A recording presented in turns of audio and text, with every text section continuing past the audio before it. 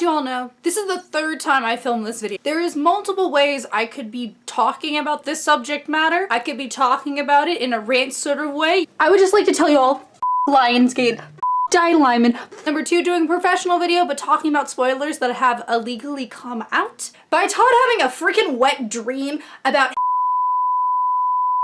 what? Basically, this third video is not only helping me not get sued, it's helping Lionsgate. Lionsgate would probably have a huge battle with the internet for suing a 17-year-old girl just trying to make a YouTube video. I'm helping you out here, Lionsgate, by filming this video again. So, you know, you're welcome. Like, usually I would have like a hot drink, but I'm so like angered. It's water. No tea here, just water. Didn't think that I'd have to talk about the subject matter again, but then I realized that if I uploaded the video that I was planning on uploading, we would be in a different situation right now. So today I wanted to talk about something that personally is dear to my heart and basically has been screwed over by a movie company. So you know, the usual. To warn you all, I'm using natural light, so if the lighting goes differently, it's because the sun just wanted to leave because the sun was like, nah, I don't want to be here to hear all of this crap about the Chaos Walking movie. So if you can read by the title of this video, I will be talking about the Chaos Walking movie. Well, if you haven't followed me on Twitter, which you should, basically I've compared this movie multiple times to the Percy Jackson movie. And when you are a book-to-movie adaptation, you do not want to be compared to the Percy Jackson movie. I will not be going into spoilers for this movie because, like I said before,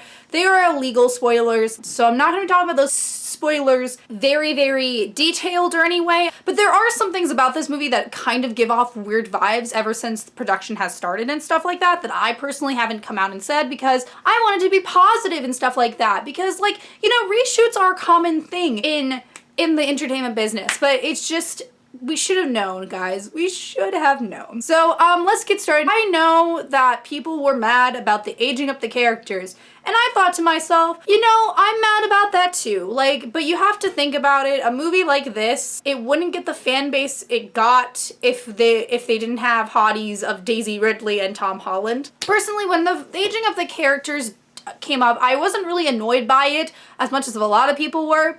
But once I more dived into the book and the movie, like just the thoughts of what I have for the book, it was stupid for them to age up the characters. And it's not like, oh, kid actors can't act. I'm sorry, we're in this age of like great movies with great, amazing kid actors, and you all are saying kids can't act. Like, the books are scarring for young kids, and I think that's the whole point of it, is that you have these 13, 14-year-olds going through this very horrific and violent story, but it's also kind of a metaphor for how kids are going, like, nowadays in the world today. There's kids that are dealing with a lot of this stuff of war and violence at this young of an age, and Chaos Walking was one of those books that did what show how that kids are actually going through this. This is a thing that sadly kids are relating to, of going through this violence and having to grow up really quickly because they're gonna have to deal with this. By taking that in the movie, that basically stops the whole, they didn't age up Prim in the Hunger Games. Lionsgate, you should know this. You produced this movie. Hunger Games, you couldn't change anything because that's how the character was. And Katniss was already accepting the fate of the Hunger Games. But like, what about Rue? If you aged up Rue, then that whole innocence plot line would have been taken out of the whole movie. This is basically if they aged up Rue to like Katniss's age. Next into the Chaos Walking movie is that we have a director that is basically very, very, I don't want to say, or poor planning. Doug Lyman, what he does is, personally, I don't think he plans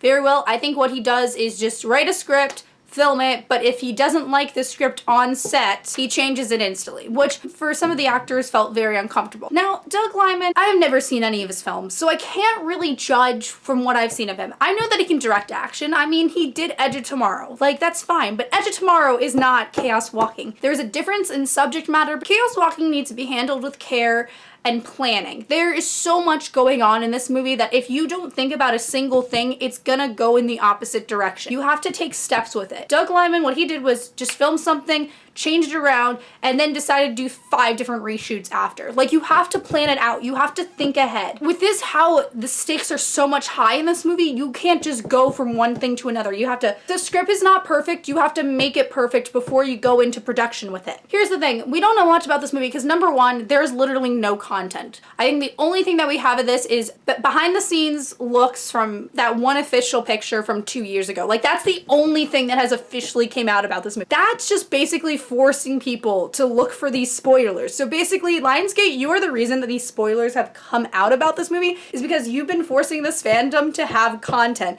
They've been having to look for content. You haven't even released a trailer yet. Like, that's how, like, down is this movie. Like, and I don't even know if you're actually gonna release it in March, because if you were releasing it in March, you would already have a trailer out. Ghostbusters Afterlife is coming out in July, I think. That trailer came out in November. And your movie comes out in March, like months earlier. And if you are not thinking about releasing this film, you just had money down the drain. I just say that you accept the consequences, that you screwed up this adaptation, and just release it. You have to accept the consequences for making changes that make the movie weird. I made a video talking about adaptations, that there are some adaptations where you can change around the book to make the movie better, or the other way around, where basically you'll make changes that basically change the movie styling that basically go against the book. Now, the thing with the Chaos Walking is that everything is so detailed in that book, and there's a reason why Patrick Ness has it in the book. And if you take out basically like a small detail, that's basically going against everything that Patrick Ness said. Basically, by taking out certain plot points and stuff like that, you're changing character motivations, you're changing plot details that basically affect the main characters. Let's just say that there's some things that are happening to Todd's character that basically is the complete opposite of what Todd actually is. Now, Viola, I think, from what I've seen of Viola, I think she's okay. There's nothing, I think Daisy Ridley is going to be the shining star in this. I think she is going to be the Nathan Fillion and the Stanley Tucci of this adaptation. Because she's read the books too! Daisy Ridley knows what those books are. She's going to bring book Viola, but everyone else is going to be like, who's this guy that are taking like selfies with us? He's the author, these are books. Also, Ben and Killigan, where are they in this movie? Like, I've heard things about them that they are barely in it. And yeah, they're barely in the book, but the thing is that when you enter into the book, you have like at least like probably 30 pages with them, because Patrick Ness establishes the father-son relationship of Todd, Ben, and Killigan. It's just like, you have to establish all these relationships, and by taking out certain things, you're just gonna take that away from the book. Now, I don't personally know how this movie is going to end up in the final production, but from what I've heard of things, it's going crazy, and I really think it goes down to the script, the director, and the production company. Lionsgate, I think they know everything about young adult movies because they produced The Hunger Games, a very successful YA dystopia. But I think that what they're doing is trying to make Chaos Walking like that, when it's not. Chaos Walking and Hunger Games, yeah, they're two dystopian novels talking about young adulthood and violence, but they're totally two things, by one of them being younger kids and another one being kind of older, and then Chaos Walking is all over the place with plot and setting, but Hunger Games is so like just compacted. There's usually one setting, the Hunger Games. Like this has Percy Jackson movie production written all over it. Let me just tell you all, Percy Jackson, the movies were changed to fit the success of Hunger Games, Twilight, and Harry Potter all into one. And I think that's what they're trying to do with Chaos Walking. But the thing with Chaos Walking and Percy Jackson is that they basically go against the cliches that their genre has. For when you're making a movie like this, where you have books like this that are equally unique, and that's the reason why they're successful, go with why they're successful. Taking out the successful part of the series, you're making your movie just more and more uninteresting. I don't get it. I really don't get it. I know this is a hard movie to make. It's such a hard movie to make, but making some of these changes basically take away the whole thing. Personally, how I would do this movie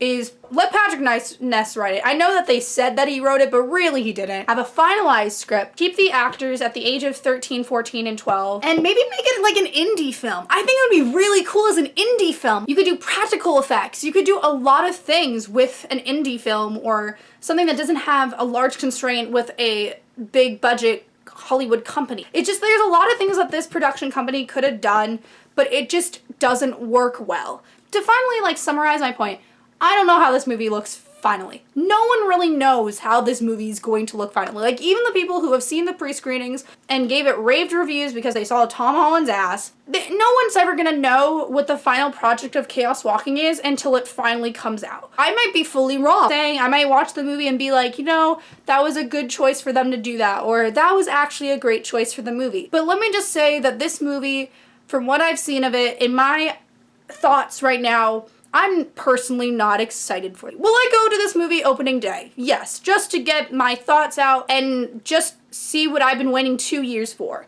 Am I gonna be disappointed? Probably. Will I try to go in open eyes? Yes, but I still have to judge this movie with one side as an actual movie and the other side as a book fan. If I call your book series my favorite book series, you're gonna get the kiss of death with adaptations in Hollywood. I mean, Percy Jackson's my favorite. Terrible movie adaptation. Chaos Walking might be a terrible adaptation. I mean, you don't want me to like your books because then you're gonna get a movie deal and then that movie deal is gonna suck ass. So thank you all for watching this video. I hope you like, comment, subscribe, comment down below what personally, are you excited for this movie? Are you not excited for this movie? Have you read the spoilers? Don't comment them, please. I don't want to be sued. Thank you all for watching this video. Bye.